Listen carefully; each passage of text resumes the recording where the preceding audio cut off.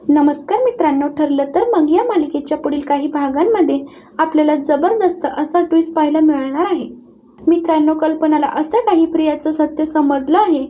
त्यामुळे प्रियाने कल्पनाला मारण्याचा प्रयत्न केलाय, पण सायलीने हुशारीने कल्पनाला वाचवलं आहे आणि प्रियाचं सत्य सगळ्यांसमोर कल्पनाने आणले आहे. त्यामुळे अश्विनचे डोळे उघडून अश्विनने प्रियाच्या कानाखाली मारून तिला घराबाहेर हाकलून दिले आहे. आता ते सगळं काही कसं घडलंय, कल्पनाला कोणती गोष्ट समजली आहे, ते सगळं काही आपण या व्हिडिओमध्ये पाहणार आहोत. त्यामुळे व्हिडिओ शेवटपर्यंत नक्की पहा आणि चॅनलवर नवीन असाल तर चॅनलला नक्की सबस्क्राईब करा.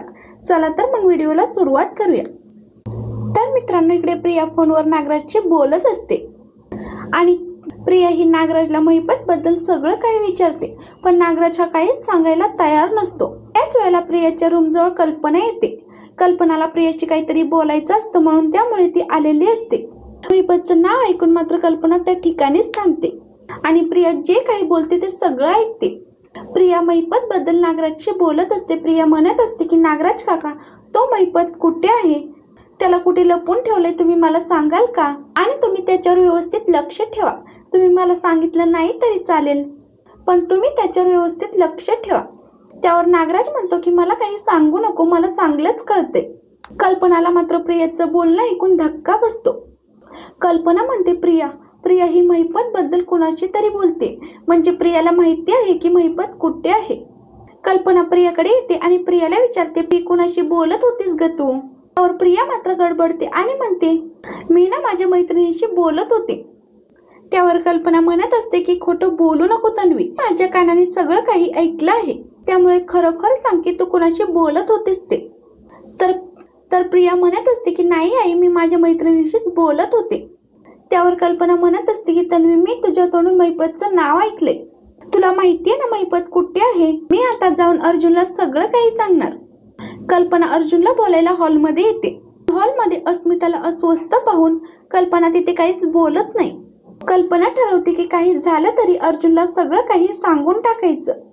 त्याच वेळेला सायली किचन मध्ये कॉफी बनवत असते. प्रिया ही खूपच घाबरलेली असते. प्रिया मनात विचार करते आणि म्हणते, आता काही झालं तरी मला या कल्पनाचं थोबाड बंद करायलाच हवं. प्रिया किचन मध्ये जाते, एक कॉफीचा मग भरते आणि त्या मगात काहीतरी टाकते. ती कसली तरी पावडर कॉफी मध्ये मिसळते आणि ती कॉफी नेऊन कल्पनाला देते. कल्पना मात्र ती कॉफी घ्यायला तयार नसते, पण अश्विनने खूप फोर्स केल्यामुळे कल्पनाला ती कॉफी घ्यावी लागते. कॉफी घेतल्यानंतर मात्र कल्पनाला चक्कर येऊ लागते.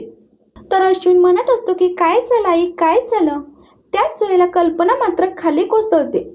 तर पूर्णाजी म्हणत असते की काय ग, काय झालं हिला? त्यावर अश्विन म्हणतो की काहीतरी गडबड आहे, आता जस्ट कॉफी प्यायली आणि लगेचच तिला काहीतरी त्रास होतोय. मम्मा तू पाणी पी बरं, असं म्हणत तो तिला पाणी प्यायला सांगतो. पण कल्पनाची तब्येत अजूनच जास्त बिघडलेली असते. पूर्णाजी म्हणते, अश्विन तू एक काम कर, तो हिला वरती घेऊन जा आणि काही औषध पाणी द्यायचं असेल तर बघ. अश्विन म्हणत असतो की मला आता हिंचे काहीतरी टेस्ट करावे लागतील.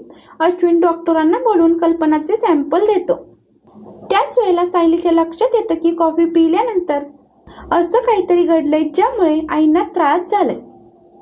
त्यानंतर अश्विन म्हणतो, रिपोर्ट येईपर्यंत आपण वाट बघूयात, आधीच काही करायला नको. सायली ज्या वेळेला किचन मध्ये येते त्यावेळेला तिला आठवतं की मी ज्या वेळेला कॉफी बनवायला आले होते त्यावेळी प्रिया इकडे लुडबुड करत होती. काय करत असेल ती इकडे? सायलीने थोडा विचार केल्यानंतर तिला सगळ्या गोष्टी समजतात. प्रियाने नक्कीच काहीतरी केलं यावर सायलीचा संशय असतो. त्यामुळे सायली कल्पनाला मिठाचं पाणी देते, जेणेकरून मिठाचं पाणी पिल्यानंतर कल्पनाच्या उलट्या होत्याल आणि कल्पनाला बरं वाटेल. त्यानंतर सायली ते मिठाचं पाणी घेऊन कल्पनाकडे येते आणि कल्पनाला म्हणते, आई मी सांगते म्हणून पिया, यामुळे तुम्हाला उलट्या होतील आणि उलटी झाल्यानंतर मगच तुम्हाला या सगळ्यामध्ये बरं वाटेल.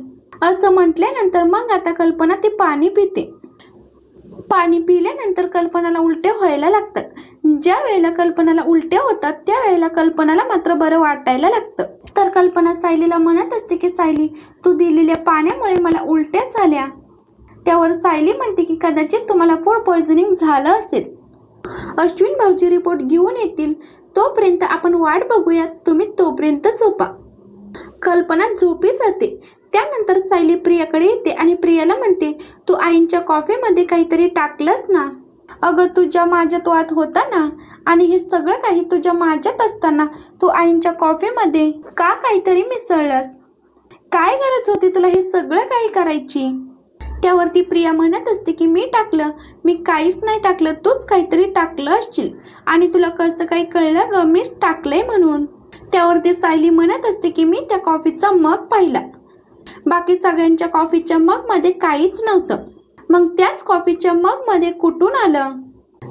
त्यावरती प्रिया मात्र थोडीशी घाबरते आणि म्हणते मी काहीच नाही टाकलं, मला तर असं वाटतंय की तूच हे सगळं काही केलंस मला अजून वाईट ठरवण्यासाठी. त्यावर सायली म्हणते की खबरदार प्रिया. त्यावर प्रिया म्हणत असते की का राग येतोय का? अगं तूच टाकलंस ना काहीतरी. त्यावेळेला मात्र सायली प्रियाचे हात बघते. प्रियाच्या हाताला काहीतरी लागलेलं असतं. त्यामुळे सायली लगेच कळतं की या प्रियाने काहीतरी टाकले. पण सायली मात्र तेव्हा काहीच बोलत नाही. ती सगळ्यांसमोर प्रियाला एक्सपोज करणार असते. त्यानंतर अश्विन पुन्हा कल्पनाकडे येतो आणि तो कल्पनाला विचारतो, मम्मा काय झालं? त्यावर कल्पना सांगू लागते की काही नाही, मला आता बरं वाटतंय. सायलीने मला मिठाचं पाणी दिलं आणि त्यामुळे मला उलट्या झाल्या. त्यावरती अश्विन म्हणतो की हे सायली वहिनीने चांगलं केलं, कारण सायली वहिनीने हे सगळं काही केल्यामुळे तुझ्या पोटामध्ये जे काही पॉइझन होतं ते सगळं काही बाहेर आलेलं आहे. त्यानंतर कल्पनाला आता शांत झोप लागते. तिच्यावरती उपचार सुरू होतात. त्यानंतर अश्विन सायलीला म्हणतो की बरं झालं सायली वहिनी, तू वेळेवरती आईला मिठाचं पाणी दिलंस ते. जर का या सगळ्यामध्ये अजून जास्त उशीर झाला असता ना, तर पोटामधल्या विषाने परिणाम केला असता. पण हे विष तिच्या पोटात गेलं तरी कसं? आता मात्र प्रिया नाटक करणार असते, पण तोपर्यंत सायलीने तिला रंगे हात पकडलेलं असतं.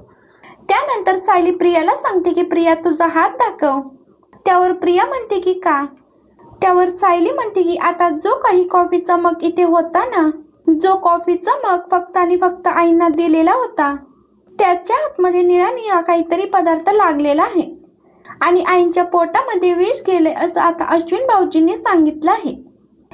म्हणजे आईंच्या पोटामध्ये विष गेले याचा अर्थ त्यांना काहीतरी या कॉफीतनं दिलेलं आहे, कारण ही कॉफी मला दिसते ना, तिच्या तळाशी निळं निळं काहीतरी झालेलं आहे.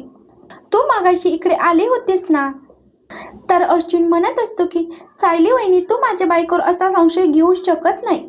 तुझ्याकडे काय पुरावा आहे तिनेच हे सगळं काही केलंय म्हणून? त्यावर सायली म्हणते की प्रिया तुझे हात दाखव, तुझ्या हाताला काहीतरी निळं निळं लागलेलं आहे. त्यावर प्रिया मात्र ततममक करत असते. प्रिया मात्र हात दाखवायला काही तयार नसते. त्यामुळे सगळ्यांनाच प्रियावरती संशय येतो. तर सायली म्हणत असते की लाज वाटत नाही का तुला? अगं तुझं माझ्याशी वैर आहे ना, मग तू आईंच्या जीवाशी का खेळतेस? आता सायलीने तन्वीला सगळ्यांसमोर एक्सपोज केलेलं असतं. त्यामुळे सगळ्यांनाच खूप मोठा धक्का बसतो. तर अश्विन म्हणतो की काय हे? कल्पनाला सुद्धा खूप मोठा धक्का बसलेला असतो. कल्पना म्हणते म्हणजे मला मारण्याचा प्रयत्न केलास तू? अश्विन म्हणतो इतकी कशी निर्लज्ज तू तन्वी? अगं तुझे हात निळे आहेत याचा अर्थ तूच सगळं काही केलंस. त्यानंतर अश्विन प्रिया जवळ येतो आणि प्रियाला म्हणतो तन्वी अगं का केलंस तू हे सगळं? तर कल्पना म्हणत असते की आता बाद झालं, तुझा काहीतरी सोक्षमोक्ष हा लावायलाच हवा. राजभाऊजींना मी बोलवून घेते आणि त्यानंतर जे काही आहे ते बोलू आपण. प्रिया खूपच गडबडलेली असते. कल्पना रडायला लागते. सायली म्हणते आई लिंबू पाणी घ्या, तुम्हाला बरं वाटेल. तर या सगळ्या प्रकारामुळे अश्विनला मात्र प्रियाचा खूपच राग आलाय. अश्विन प्रियाच्या कानाखाली देतो आणि तिथून निघून जातो. तर मित्रांनो, तुम्हाला आजचा भाग कसा वाटला कमेंट करून नक्की कळवा. असेच मालिकेंचे पुढील अपडेट पाहण्यासाठी आपल्या चॅनलला नक्की सबस्क्राईब करा. धन्यवाद.